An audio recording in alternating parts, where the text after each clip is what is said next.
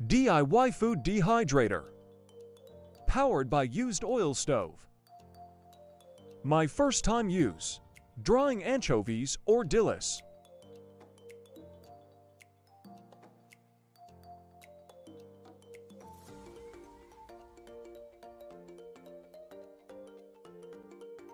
Good day po ma'am and sir, welcome back po sa El Flores TV. Pasensya na po kayo, matagal nang walang upload, nabisi lang po tayong nakaraang mga buwan. Ngayon may bago tayong ipakilalang DIY food dehydrator na powered by used oil kalan.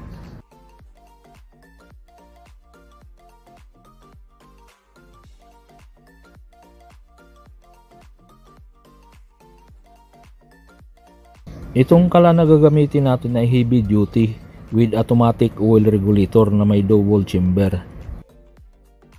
Yung init ng chamber ay mag-transfer sa pamamagitan ng blower papasok ng dehydrator.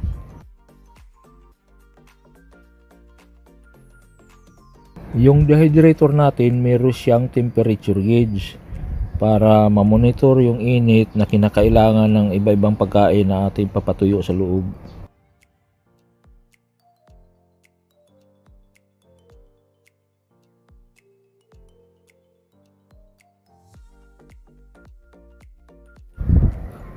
Ito yung loob at kasya yung siyam na tray. Sa baba yung tubo, diyan sisingaw yung init na galing sa kalan.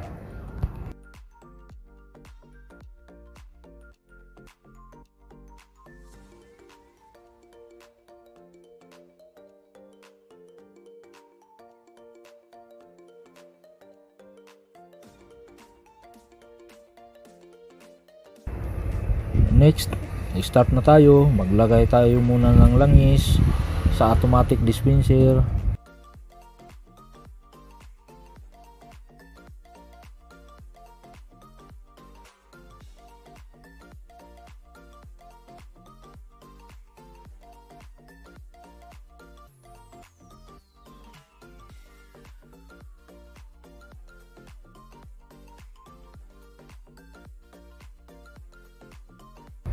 Tapos buksan natin yung todo. Dahil automatic naman siya, di na problema na baka mag-overflow sa chamber. Tapos meron tayong control, yung isang control para sa level naman ng oil na papasok sa loob ng chamber. Dahan-dahan siya dumadaloy, papasok sa chamber. Pag na-reach na yung tamang level, automatic na siyang titigil sa pagpasok.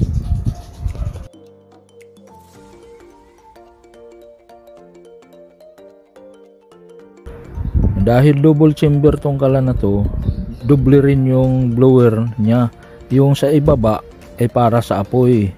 Yung sa itaas naman na parte, ito yung magtutulak ng mainit na hangin para papasok sa dehydrator.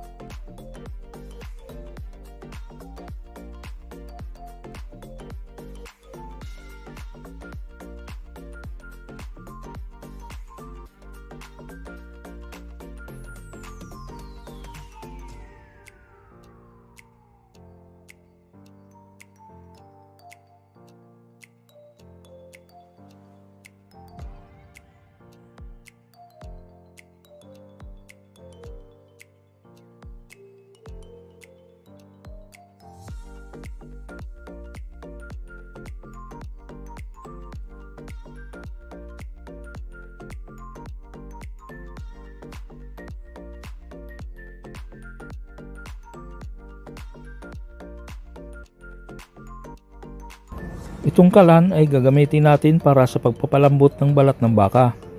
4 na oras ang process bago lumambot, kaya malaking tipid. Kasi habang ginagamit natin ang kalan, umiinit din yung dehydrator.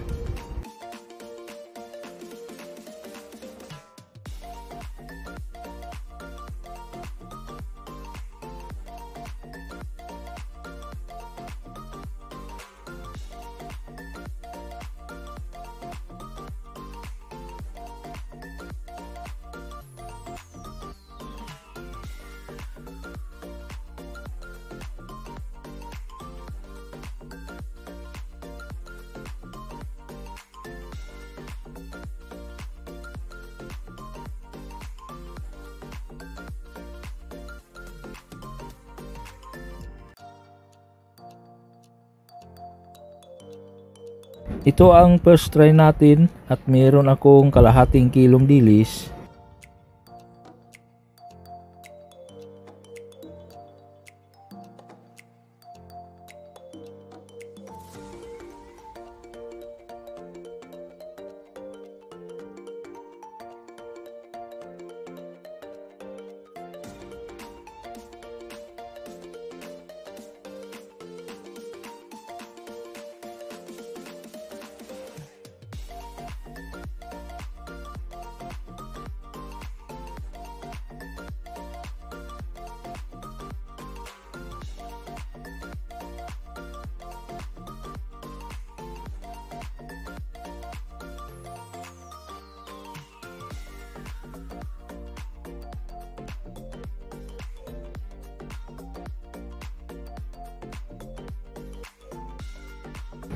Nasa loob na yung dilis at buksan ko na yung blower na nasa itaas na parte para magsimula ng uminit.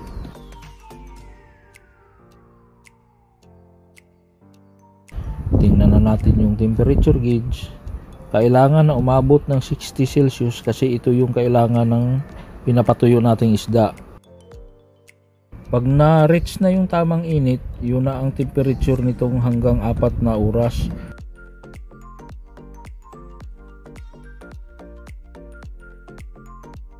After 2 hours, i-check natin yung temperature kung maintain ang init at saka kung kumusta na yung dilis sa loob.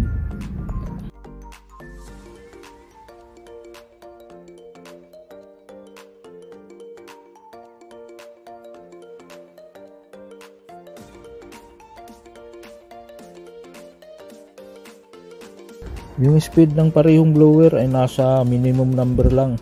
Tamang-tama lang sa minimum speed na require ng init ng isda. Tama lang din sa speed ng init na kailangan natin sa pagpapalambot ng balat ng baka.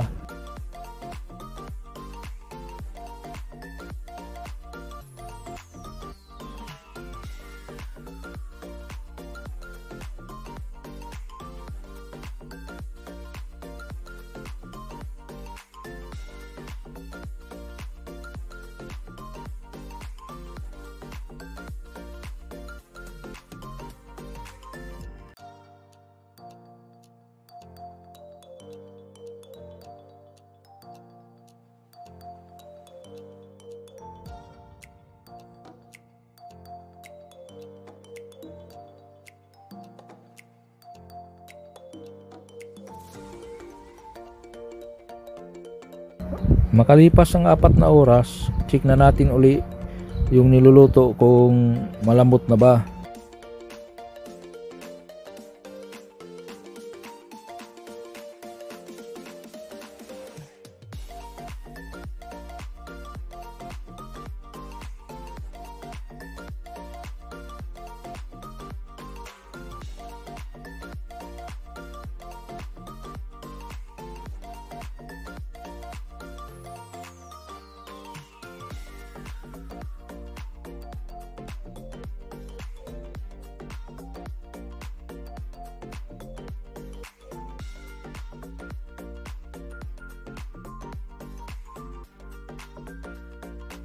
Tapos yung dilis, ayos na rin, tuyo na rin. Perfect sa 4 na oras, kaya hanguin ko na.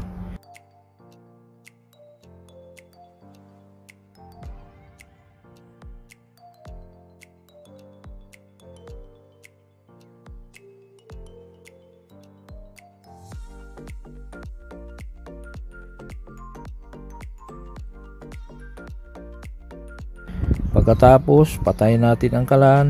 Unahin yung supply ng langis, i-off yung valve, tapos i-off din yung blower sa dehydrator, saka na patayin yung kalan kasi may apoy pa naman dahil sa tira na langis sa chamber.